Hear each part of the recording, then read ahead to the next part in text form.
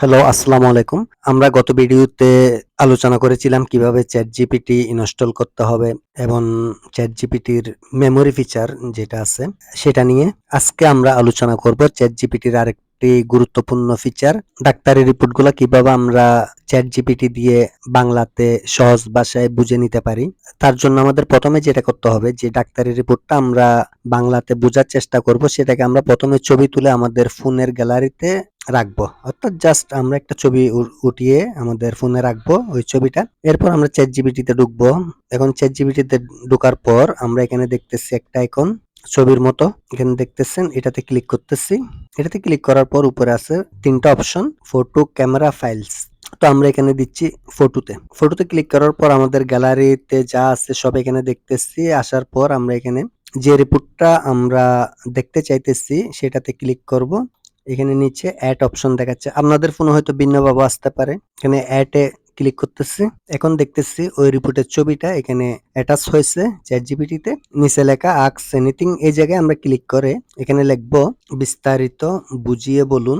এই লেখাটা যেহেতু আমি বাংলাতে লিখছি, জবাবটাও আসবে বাংলাতে। তারপর আমরা চাইলে এখানে কমা দিয়ে লিখে দিতে পারি বাংলায়।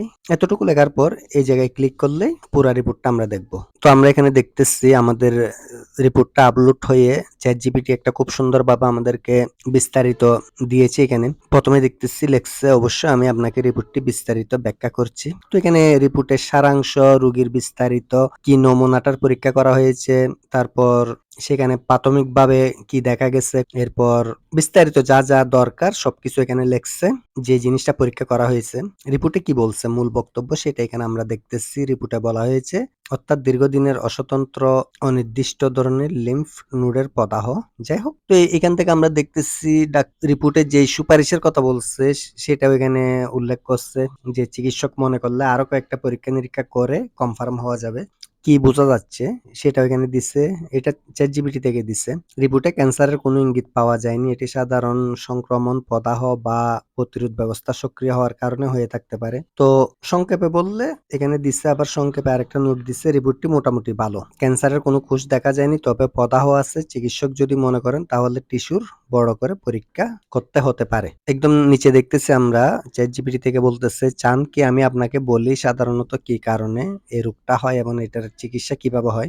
বলুন, আমি ব্যাখ্যা করব। জাস্ট এখানে যদি আমরা লিখে দিই বলুন লিখে এন্টার দিলেই, তো এন্টার দেওয়ার পর দেখতেছি এখানে আমাকে আরো বিস্তারিত বলতেছে এই রোগটা কি, কেন হয়, কি কি ধরনের সংক্রমণের কারণে এই রোগটা হতে পারে, চিকিৎসা কি, প্রাথমিক চিকিৎসা, আরো কি কি পরীক্ষা নিরীক্ষা করে আরো কনফার্ম হতে হবে, কিভাবে শুরু হয়, বায়োপসি করার জন্য বায়োপসি পরীক্ষাটা কিভাবে করতে হয়, বিশেষজ্ঞের পরামর্শ কখন নিতে হবে। যাই হোক, আমাদের যে কোনো রোগের ক্ষেত্রে আমরা এইভাবে ChatGPT থেকে একটা বিস্তারিত ধারণা নিতে পারি। কারণ ডাক্তারি রিপোর্টগুলো আমরা সাধারণত খুব কমই বুঝি। এমনকি ইংরেজি শিক্ষিত যারা আছে তারাও ডাক্তারি রিপোর্ট বুঝার মতো সক্ষমতা খুব কম মানুষেরই আছে। মেডিকেল টার্মস অনেক কিছু ব্যবহার হয়, সাধারণ মানুষের বুঝার কথাও না এগুলা। কিন্তু আমরা এখান থেকে একটা মোটামুটি ধারণা নিলে ডাক্তারের উপর প্রেশারটা অনেক কমে আসে, যেহেতু ডাক্তারদের সময় থাকে না আমাদের দেশে। ঠিক আছে, এভাবে আমরা আমাদের জীবনটাকে আরো সহজ করতে পারি AI কে ব্যবহার করে। ভিডিওটা দেখার জন্য আপনাদেরকে ধন্যবাদ। যদি ভিডিও ভালো লাগে এবং এরকম ভিডিও আরও পেতে চান তাহলে লাইক, কমেন্ট, সাবস্ক্রাইব করতে পারেন।